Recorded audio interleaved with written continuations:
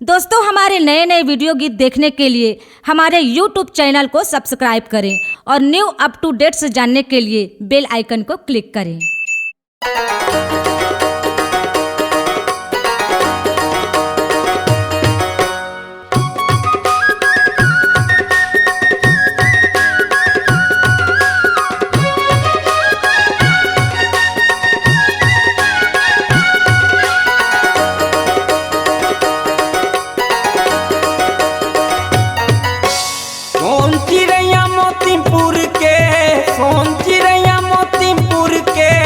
अमर टापुहा छागेगा भैया छत्तीसगढ़ में आगे।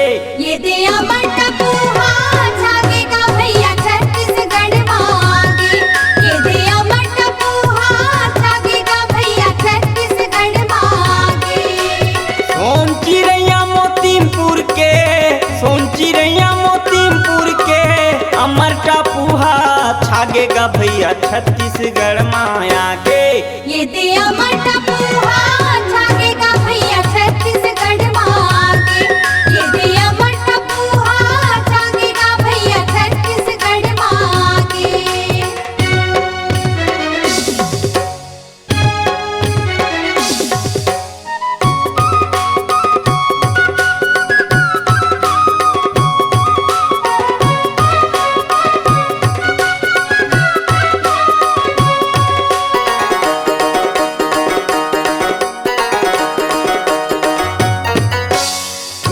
अमरदास के अमृत बानी अमर टापू माँ बखानी हैगा। चरण पूनम ऋतु गिरौत के पानी आकर नदी माँ समानी हैगा। चरण पूनम ऋतु गिरौत के पानी आकर नदी में समानी हैगा। गुरु अमरदास के अमृत बानी अमर टापू माँ बखानी हैगा।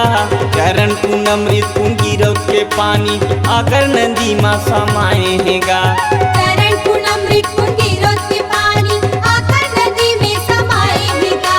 चटुआ खड़ुआ सही मोतीमपुर है। चटुआ खड़ुआ सही मोतीमपुर है। अमर टापूला पाकेगा भैया छत्तीसगढ़ में आगे। ये दे अमर टापुहा छागेगा भैया छत्तीसगढ़ में आगे। ये दे अमर टापुहा छागेगा भैया छत्तीसगढ़ में आगे।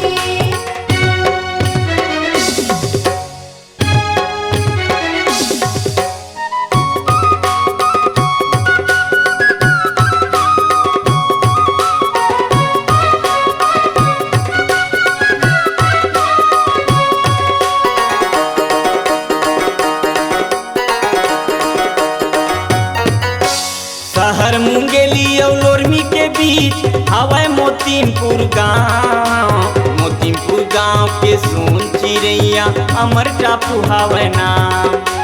मोतीमपुर गाँव के सोन चिड़ैया अमर टापू हवे नाम। शहर मुंगेली और लोरमी के बीच हवाई मोतीमपुर गांव के सोन चिड़ैया अमर टापू हवाई नाम। मोतीमपुर गाँव के सोन चिड़ैया अमर टापू हवे नाम। 18 दिसंबर के मेला भरा थे। 18 दिसंबर के मेला भरा थे। सब आते दर्शन ला पाकेगा भैया छत्तीसगढ़ में आगे। ये दे छत्तीसगढ़ में आगेगा भैया अमर टापुहा छागे। ये दे छत्तीसगढ़ में आगेगा भैया अमर टापुहा छागे।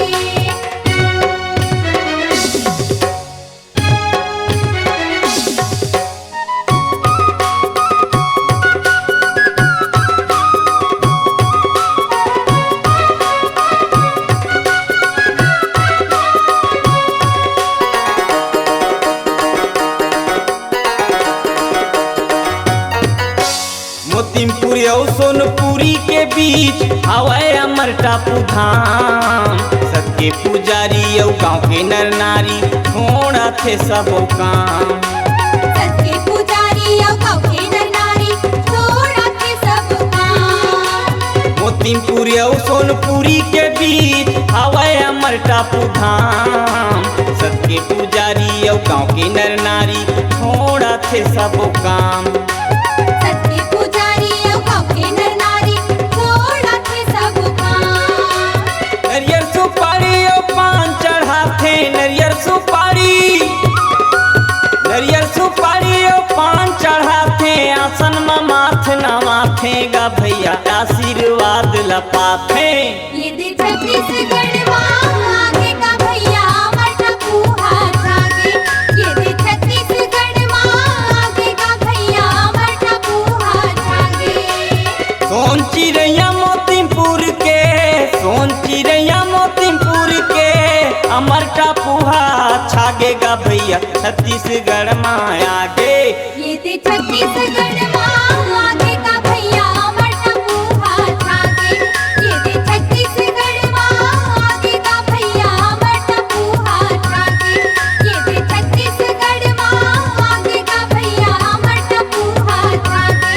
ये दे छत्तीसगढ़ आगे का भैया अमर टापू हाथ आगे। ये दे छत्तीसगढ़ आगे का भैया अमर टापू हाथ आगे। C-Log Digital Recording Studio, Cordoba.